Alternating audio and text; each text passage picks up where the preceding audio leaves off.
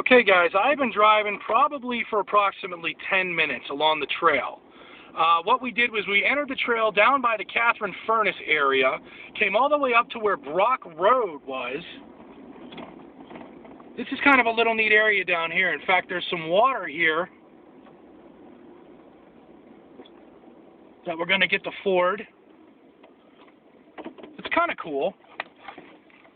And actually, this is where I'm going to get out and I'm going to give you guys some additional information. Now, I didn't want to shoot the entire length of this particular trail because it would have just been a total waste of time. But I can tell you that I have been driving basically through the woods, totally secluded area, probably for about 10 minutes. Now, you have to remember, all along this route in May of 1863, Jackson marched thousands of troops, some wool-clad, some without even shoes, over 12 miles around what they believed to be the Union's unprotected right flank. And the roads were not nearly as decent as they are now, in fact, and these really aren't that good of roads. But I'll give you a little bit of a shot there to let you guys know. What was interesting was when you're moving that quantity of men through the woods, of course, there's going to be noise, there's going to be dust kicked up. And any sentries or Union cavalry that would have been in the area would have been able to figure out, you know, hey, wait a minute, those are Confederate forces. So what Jackson does, and what makes this plan such genius, is that he twice countermarches his men. Now, these guys are tired, they're weary, they're hungry, they're terribly outfitted. Some of them, as I said, don't even have shoes. Some of them don't have ammunition. And yet they're willing to follow this guy into the pits of hell if necessary because he has become such a beloved commander to them. And their cause, of course, is becoming almost desperate at this point in time.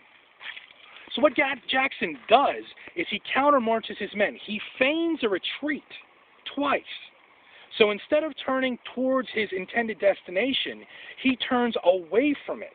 And up near the Brock Road area, which is at the top of this hill and a couple miles back, what Jackson did was he came out of the woods, he turned onto Brock Road, and he started to march south.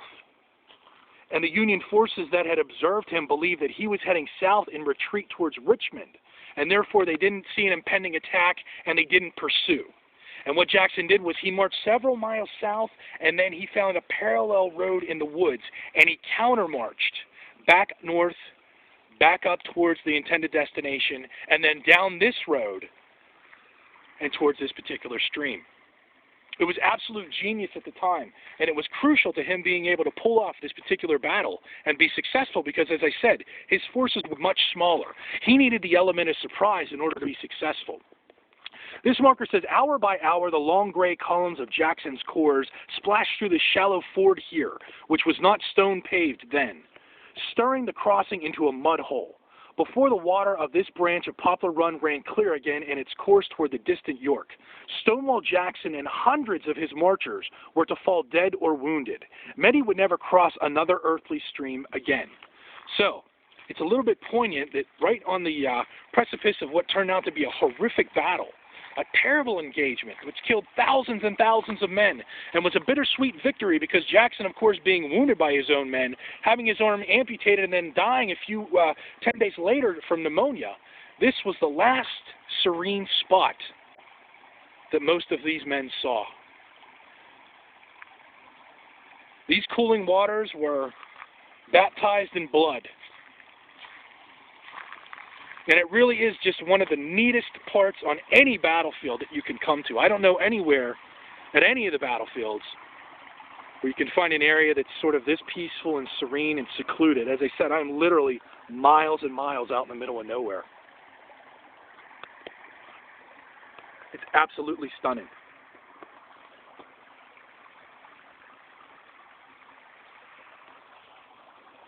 Well, it somehow seems fitting to end here on our particular journey today. I would once again like to thank each and every one of you for joining me. I would like to thank each and every one of you for enjoying my videos over the course of the year. I certainly hope to do more, and as long as you guys keep enjoying them, I'm going to keep making them. But it's interesting, what I started out as a goof was embraced by you. And it meant a lot to me. And I really, really enjoy having the opportunity to come out to areas like this and share parts of the battlefield that aren't on the Civil War trail tour maps and are frequented by visitors. I certainly hope that you enjoy watching these and visiting these locations as much as I enjoy coming here and taking you on these little tours. I did want to make 3 quick plugs before I go, of course.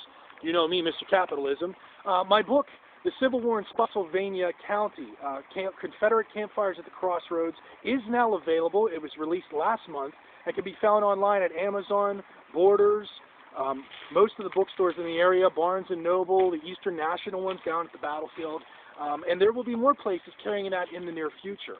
I also wanted to bring to your attention a new website that's going to be opened up very soon, put together by Clint Roth and the production company that is doing our documentary on the Angel to Maurice Heights. Stay tuned on my website and blog for that web address. There's going to be a trailer, a lot of behind-the-scenes information, and even an opportunity for you out there, if you'd like, to make an investment in this particular film and not only get credit, but get some wonderful gifts in return. And last but not least, this week I finished a very long essay commissioned by the Patriots of the American Revolution magazine on race and remembrance at Thomas Jefferson's Monticello. Personally, I think it is probably the best essay that I've ever written to date. It will be in their January issue, and I hope that you take the opportunity to get that whenever the time comes. So I hope to bring you guys a Christmas message up in Christmas time, probably the week of, hopefully from Spotsylvania Battlefield, which is a little bit closer to my home, where I'm going to take you to the site of a 20-inch tree that was felled by small arms fire during the fighting in the battle at the Bloody Angle. So until then, friends, happy Thanksgiving and God bless.